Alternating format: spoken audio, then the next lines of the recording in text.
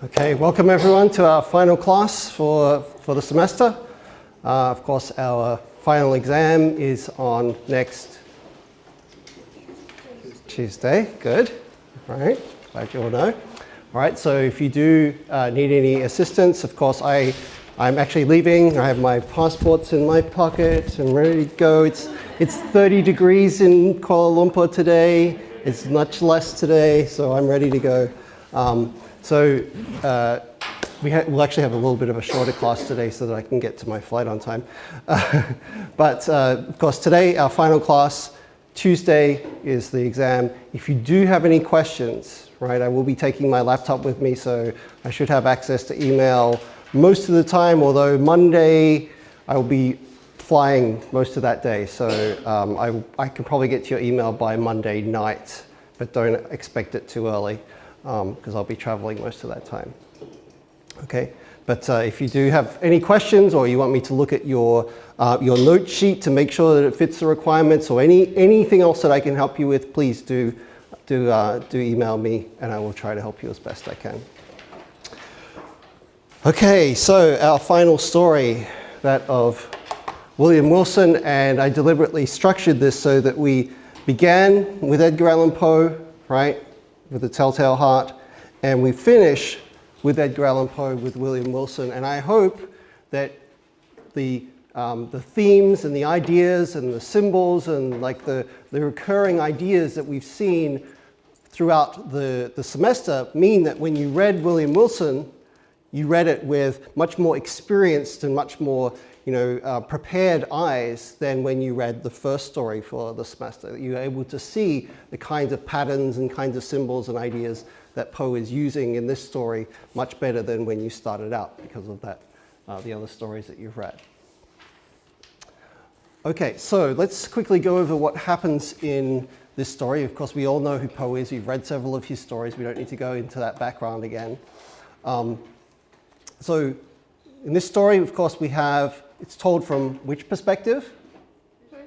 First person, right? So we've seen that's important. So first person narrator, and he's telling us about the history of how he became, well, he says he suddenly became a totally wicked person, totally evil person. And he wants to recount the story of how and why this happened to him, right? So he's telling us this, again, like The Telltale Heart, is a kind of confession, right? Like this is how I came to be the person that I am, right? So he says that it has to do with his counterpart, right? That he knew growing up and all through his life, another guy who happens to be called William Wilson as well, right? So he's like, this is very strange. I was at school, right? So he's a young boy, he's at school, he's a fairly sort of like dominant and arrogant sort of person. He's kind of bullies all of the other schoolboys, right?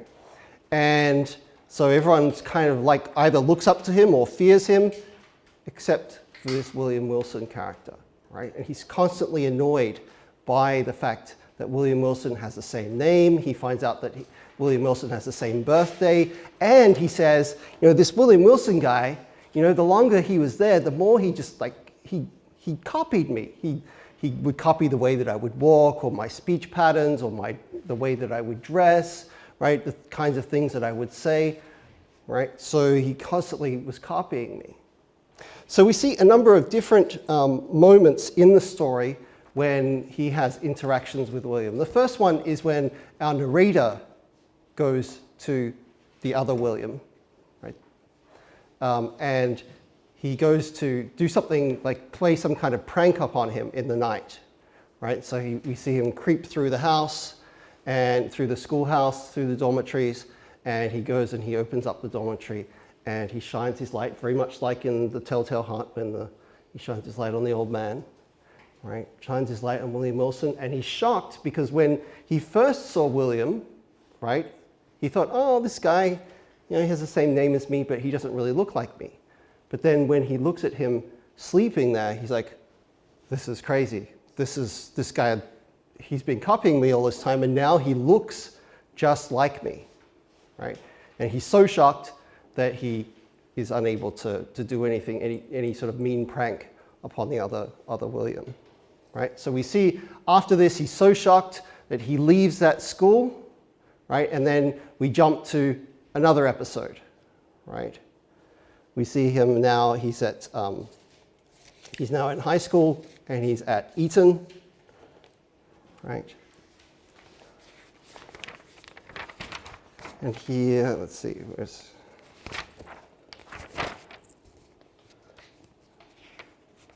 So at Eton, Eton College, have anyone heard of this school? Very famous boys' school in England, right? Yeah, here we go, 235.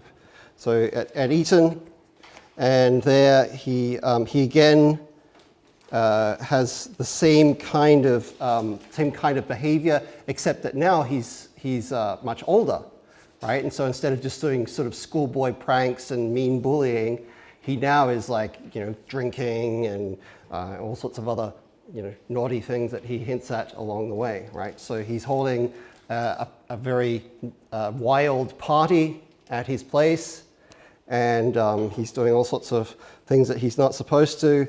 And then who should turn up but the other William Wilson, who turns out to be a killjoy and ruins the party, right? So then he goes on next to Oxford University.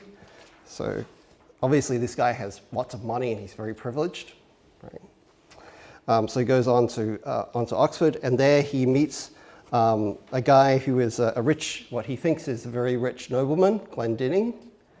And here he comes up with a scheme to try, not because he needs the money, we already see our narrator is very rich, right? He's not doing it for greed or any of those sorts of things. He's just doing it to be mean, right? So he decides that he's going to steal or to trick this guy out of all of his money, right? So at first he loses some money to the guy, gains his confidence, right? And then he's like, well, let's play for some more, right? And so they get very drunk, or he gets the other guy very drunk, they play for some money, and very soon he has won all of the other guy's money, to the point where he thinks, like the narrator thinks, oh, this can't be that much money for a rich person, but he discovers that Glendinning actually is completely ruined by him taking all of his money, right?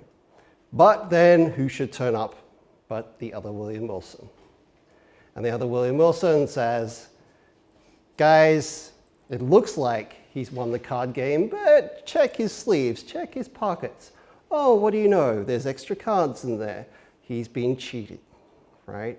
He didn't really beat this guy at cards.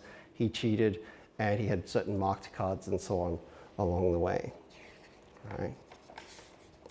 And so we see that again and again. He says, he traveled around the world. He, went to certainly traveled around Europe, according to him. He went to Egypt. He went to Rome. He went to Paris. He went to Venice. And in each place, he came up with some new scheme, some naughty thing that he was doing, some kind of immoral act. And every time, the other William Wilson comes along and thwarts him. So his final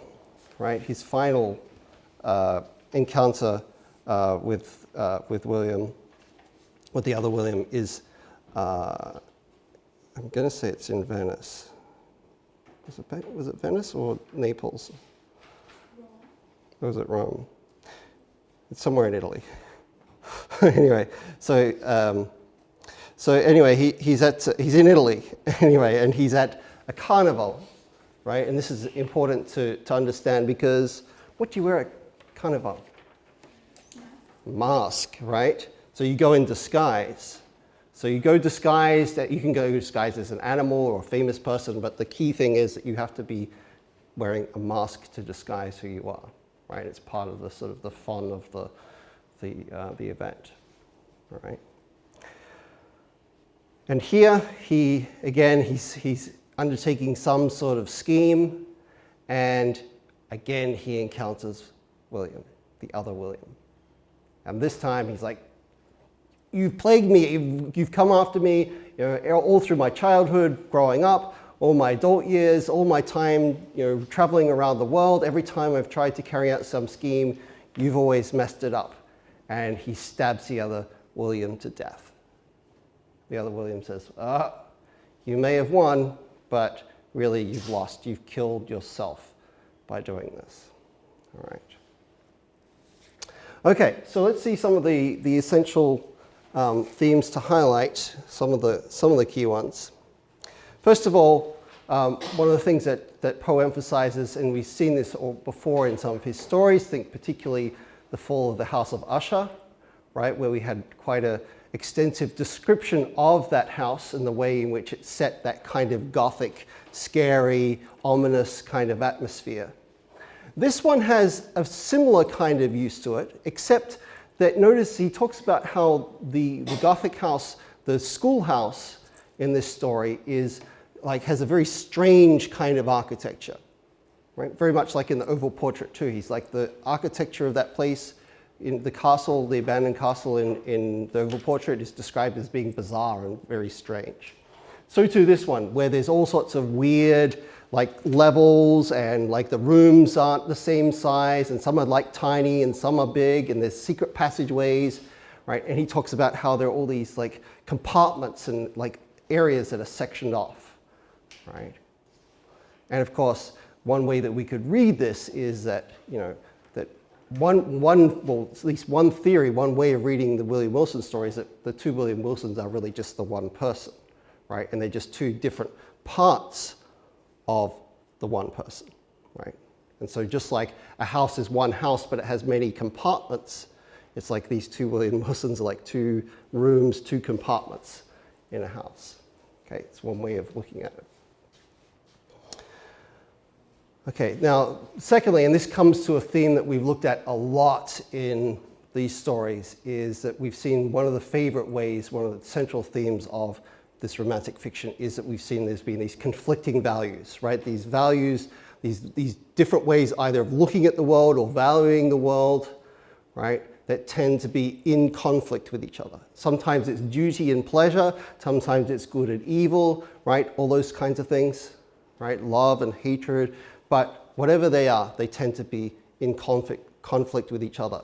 Not just two opposite characters that are in conflict with each other, but often within the same character, within the same person, they're in conflict with each other, right? To the point where it almost seems like there are two people, right? A good person and a bad person living in the same human being, right? Right? Or a person who is pleasure-seeking and a pleasure who does his duty in the same human being, right? A person who is very religious and yet is an atheist in the same human being. Think of the Atheist Mass, right, by Balzac, right? So these seemingly opposite characteristics or seemingly opposite values we see through these romantic stories often inhabit a single individual, right? Even though they seem to be such opposites. By the way, if you ever get a chance, this is a scene from an adaptation of William Wilson, right, by a French director by the name of Louis Malle, right? It's what's called a portmanteau film from 1968, which means there are three different directors, and each of the directors directed a different Poe story, right? So one of his less well-known stories, Metzengerstein, done by Roger Vadim, famous French director.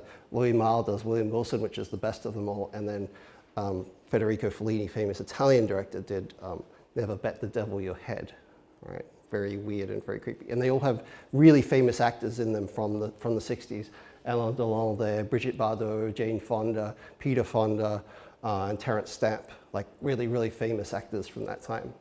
So particularly this one, really, really worth watching. And it's amazing how with no special effects, he's able to show doubles on the screen. Okay, so just very clever use of the camera. So anyway, we see this is the dual nature of humanity, and Poe symbolizes this in a number of ways. So for instance, he describes like when he's a child at the school, right? They see the schoolmaster, and the schoolmaster's there. He's educating them about science and about reading and being, using their brains and being intelligent and like nurturing them as a schoolmaster in one moment. And the next moment, what's his other role? Yeah, he's the priest. So then on Sundays, they're all marched to the church, and he's there telling them, you're going to go to hell if you're not good. And he has this very sort of like, fire and brimstone sort of approach to his preaching that seems to be the very opposite of his role as a sort of a intellectual enlightenment sort of guy.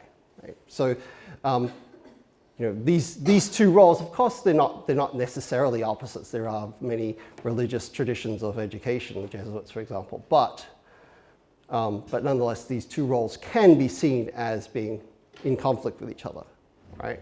Educating yourself, thinking rationally, scientifically, and so on, can be seen as being in conflict with the religious side, and certainly that's how Poe presents it in this story. He's like, how could he be the schoolmaster and the priest? He doesn't seem to be able to fulfill both roles. Secondly, we also see in this story, there is our main character of William Wilson, our narrator. What is his social class? What is his background?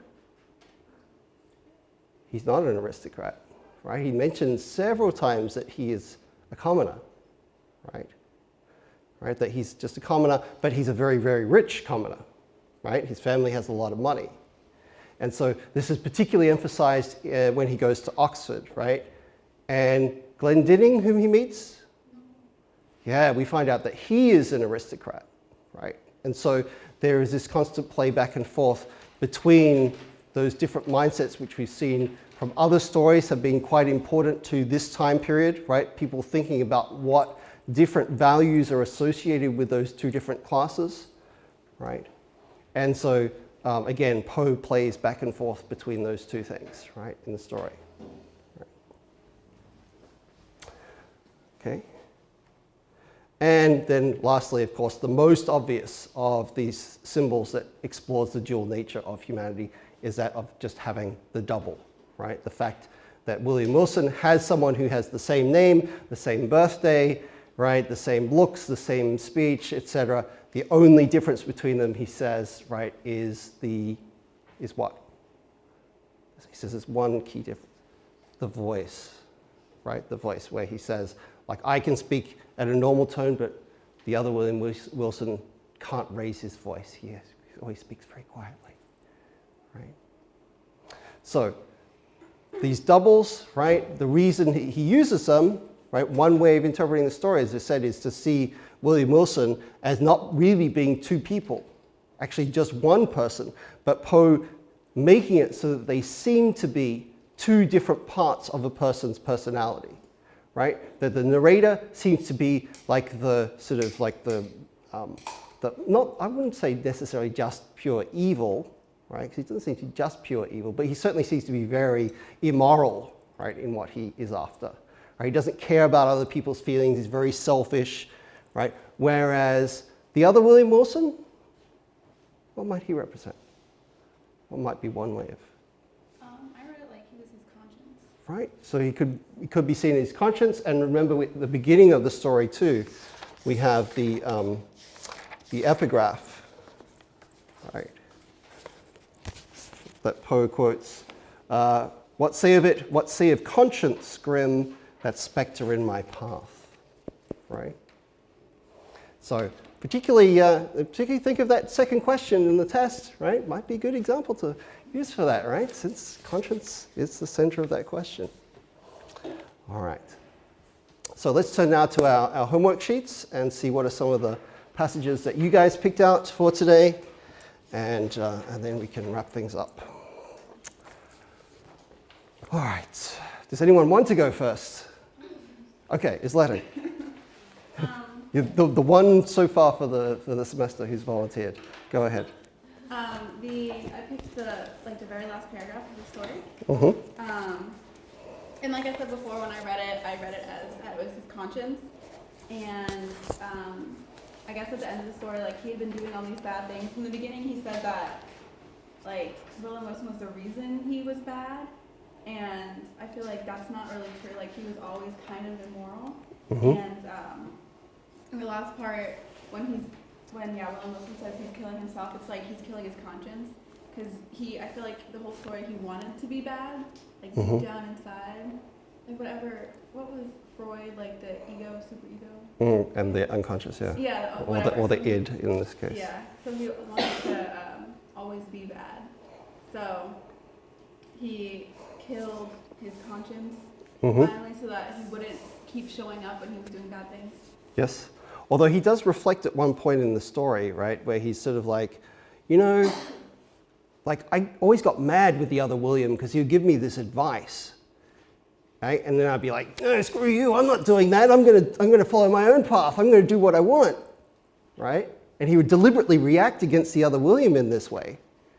But then in the story, he's like, but when I think about it, that would have been pretty good advice. If I'd have followed what the other William had said, I would have done all right. It would have been a smart thing to do.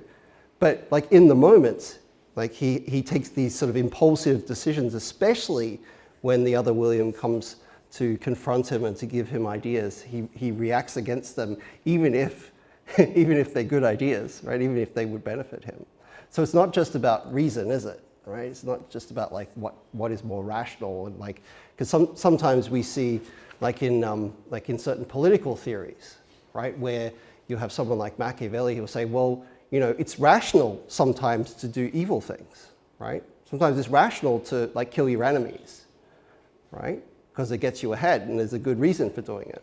But we see in this story and in a lot of these romantic stories that the motivations that people have for behaving in a lot of these ways go beyond simply the rational, right? They fulfill some sort of like emotional need that goes beyond simply like earning money or getting more status or getting a promotion or any of those sorts of things, right? So remember, even back to the Telltale Heart, remember the narrator of that says that he wants to make it clear, I didn't hate the old man, so I didn't kill him for hate. I didn't kill him for his money, right? There was no material benefits for me in killing the old man. It was just his eye that bothered me, right? All right, and think of like, Silvio in The Shot, right? Again, these are guys who are not doing it just for like easy, rational reasons for why they are doing these things. They had complicated emotional reasons for their choices. Okay, I'll go for 2 in a row. Anyone else want to volunteer? God, you could do it. You have the courage after 15 weeks. Minho. Wow, good on you. When I read this story, I think of William Wilson as another identity. Yes? So I put on page 239, the third and fourth paragraphs. So these paragraphs reveal how the narrator eventually recognizes that William is actually his another identity. So I think some clues which suggest that William might be another identity appears throughout the story.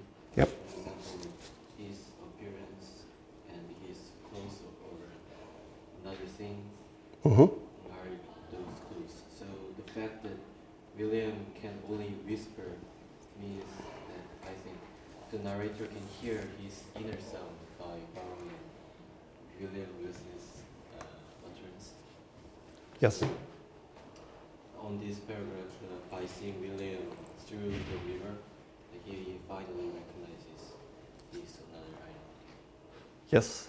Although to him, he still treats it like William Wilson is another person, even though like it's like the suggestion is that he's kind of a bit crazy, right? And that he's like stabbing himself in the mirror, right? And he's like, I'll get you, right? And that there's not really another person there, that he's just seeing a mirror and he's like, that evil William, I'll get him, right? So the end of the story, like many of the other stories that we've seen by Poe, leave that ending ambiguous. Just like we saw, for instance, in Ligeia, right? Does the narrator really see his first wife come back in the body of his second wife because she's so willful? or is it just the effects of like sleep deprivation and opium and all the other things upon him? And of course, it could be either of those things. The story leaves it open. All right, thank you, Bernard. Can we go 3 in a row? One more volunteer. 10. Oh. I picked the third paragraph on page 237. 37? Yes. Mm-hmm. So this paragraph was interesting to me because it is the scene where the inner self, another self, Mm-hmm.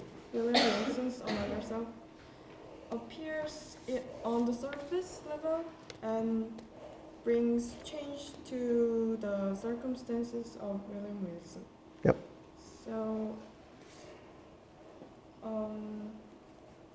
I interpreted this scene as the William Wilson himself revealing his dirty tricks Mm-hmm. because he could not bear the guiltiness in his mind anymore.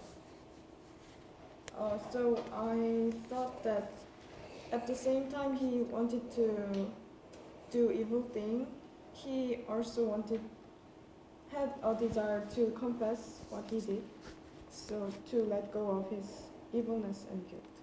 Yes. Now, one of the curious things though about this conscience is that like we're usually told, aren't we, that like if you follow your conscience and you do good things, what will happen?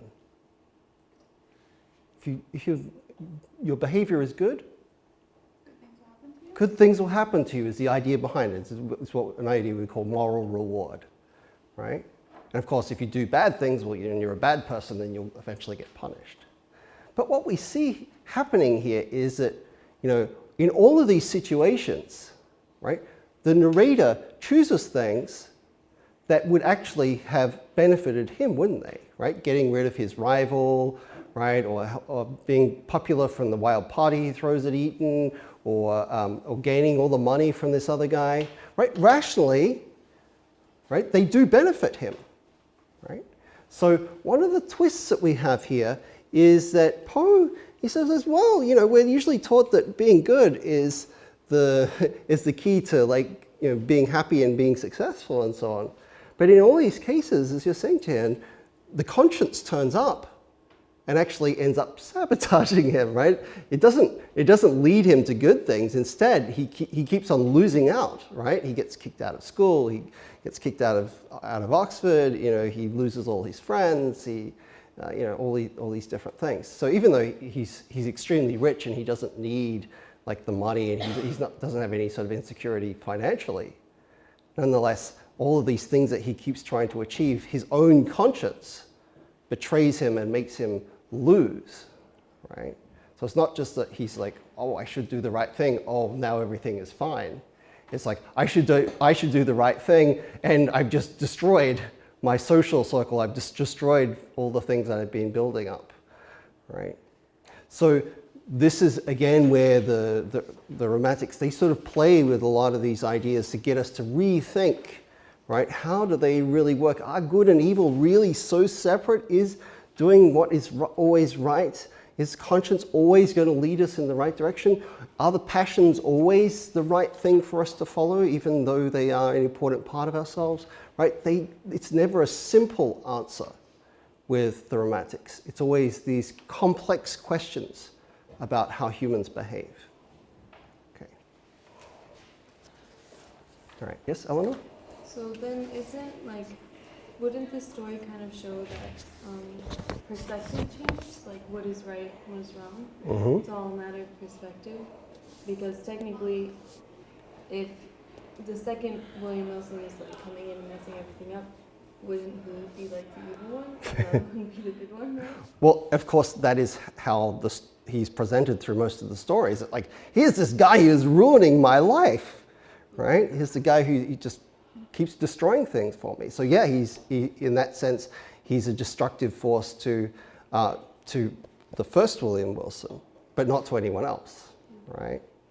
So yeah, you're right. There's this question of like, well, to whom is he evil, right? Well, he's not evil to, like, in the bigger sense that he saves, like, you know, Glendinning and other victims. but he is sort of this problem. But then, of course, we see from the beginning of the story, is the first William Wilson, is he happy about the fact that he's gotten rid of the other guy? He's not, is he? Like he begins telling how this is my story of despair, right? This is how I became like this horrible creature, right? And this is how he sort of his life has been ruined by this thing. And even the other William says to him at the end of the story, right? This was a dumb move. Why'd you kill me? You need me, right? This was stupid, right?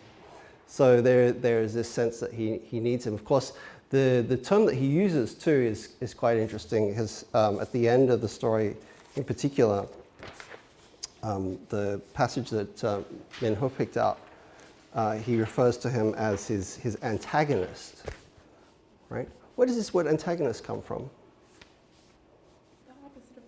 It's the opposite of protagonist, right? But anyone know its origins? It's from ancient Greek drama, right? So originally, those two faces of drama that you've seen, like the symbols of drama, like the happy face and the sad face, right? The two masks that symbolize what drama is. Those are meant to be no, actually, those are not protagonists and antagonists. Those are tragedy and comedy. But they're also taken from the idea that originally there were just two actors on the Greek stage, right? And one was the protagonist, right, the good guy, and the other was the antagonist, who was the bad guy, right? Really distilled down the essence of dramatic narrative, right? One was a good guy, one was a bad guy. One did something and the other did the opposite, right? And of course, like various innovations came in as playwrights started to bring in more characters and more actors and so on. But the origins of those terms come from just having those two actors. And they would actually wear masks to distinguish, I'm the protagonist and I'm the antagonist, right? But it would be a pretty boring play, wouldn't it, if you just had the protagonist? If you just had one actor there. I mean, there are ways of doing it now. But you think, if you just have no one who is your opponent, and no one who is causing trouble, and no one who's creating any drama, creates a boring kind of play, doesn't it? A boring kind of story. Whereas as soon as you have that conflict, right, you suddenly have that, that interest level that we have here. So there's something very similar about this story to the story of Clarimond, for example, that we read by Gautier, right? Remember, that was the story of the guy who was the priest who then becomes involved with the vampire Clarimond, right? And in the end, he too kills, like it's not his double in this case, but it's his lover that he kills, the vampire, he kills her. And in the end of the story, instead of being like, hooray, I'm liberated, I got rid of the evil presence, he's sort of like, oh, I miss Clarimond, right? And we sort of have something similar here with William Wilson, right? Where he's like, all right, I got rid of that guy who was a pest. I miss him, miss that guy, right? Because even at various times he talks about how, even though they're enemies, he talks about how they're constant companions, how they're always together, always doing these things together. So it's these very ambiguous, very strange combination of those two things. Okay, someone else? I'm on a roll, I've got 4 in a row. Yep, Surya? I chose page 237, last paragraph. Mm-hmm. The fact that the other role of William Wilson follows Wilson across Europe from England to Italy, and from his childhood to adult life, might indicate that the slim evil is not provoked by a certain trauma or some circumstance in his life, but rather it's just something he's born with. And Yes. I think as a human being, we have a repressed unconscious mind as well, unconscious ego as well, to some degree. But I think just William Wilson shows extreme case.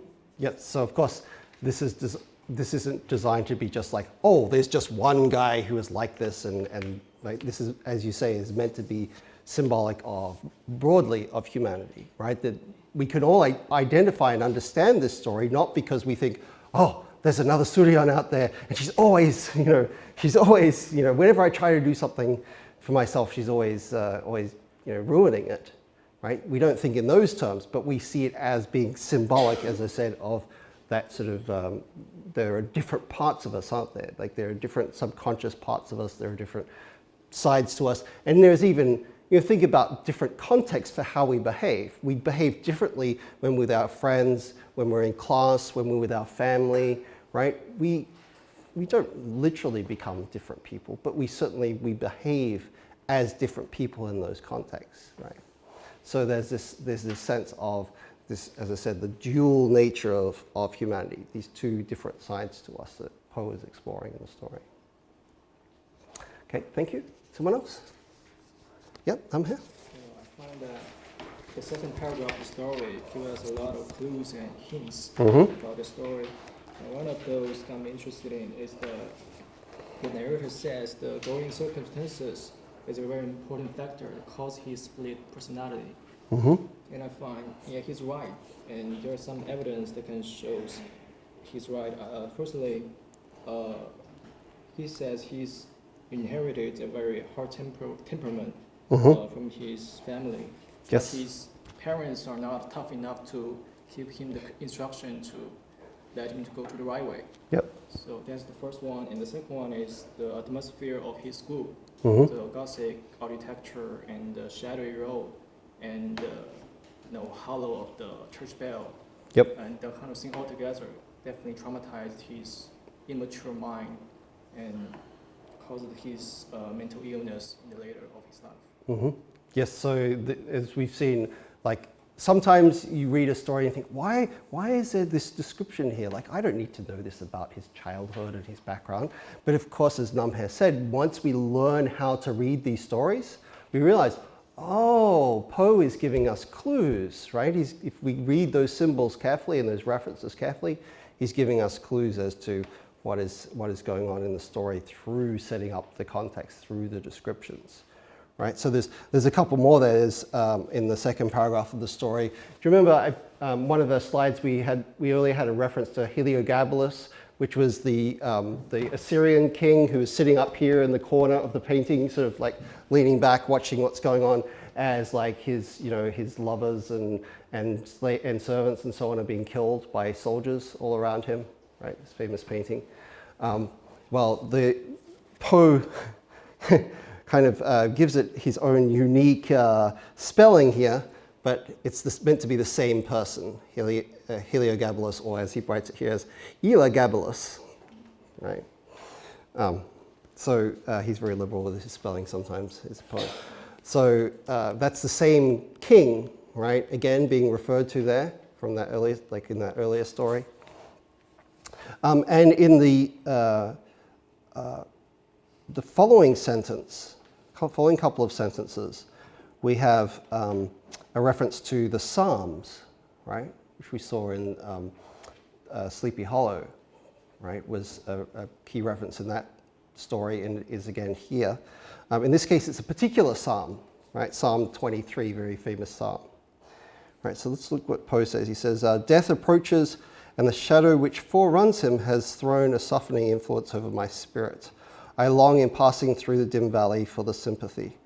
I nearly said for the pity of my fellow man. Right? So the famous line from Psalm 23 is, the Lord is my shepherd, I shall not want, etc. And then he says, though I walk through the valley of the shadow of death, I fear no evil. Right?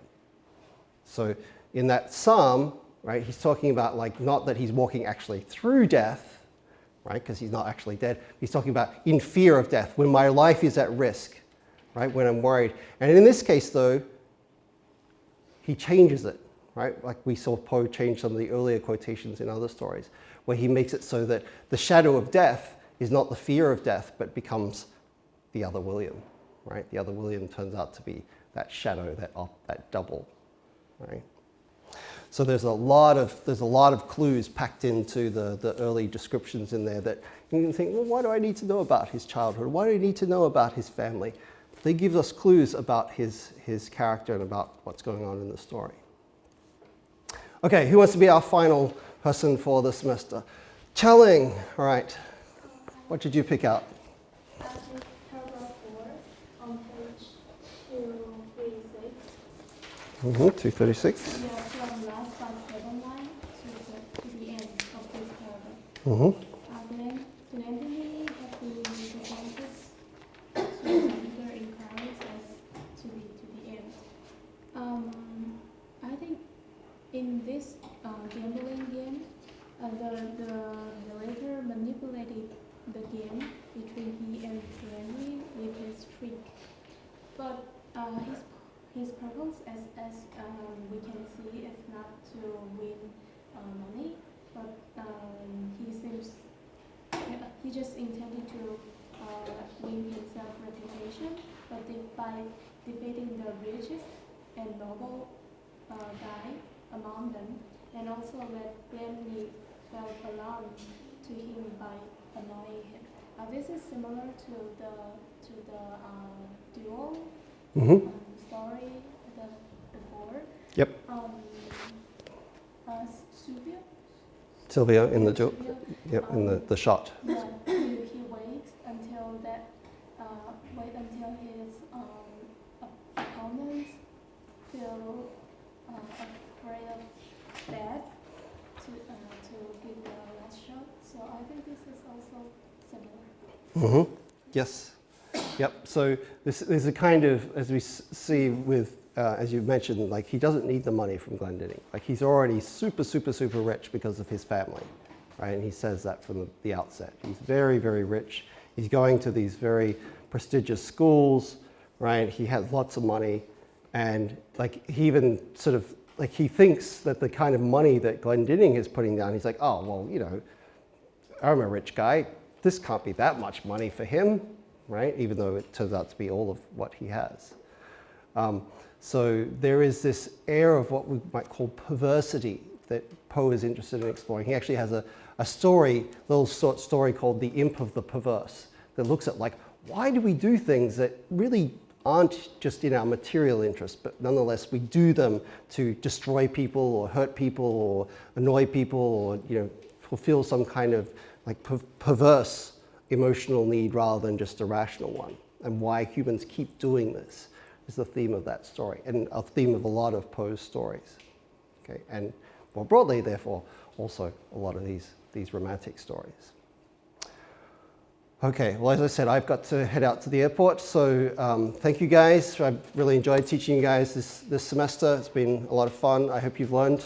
And again, if you do need any help, if you do need have any questions for me, please do email me over the coming couple of days. Otherwise, good luck on Tuesday, and thank you.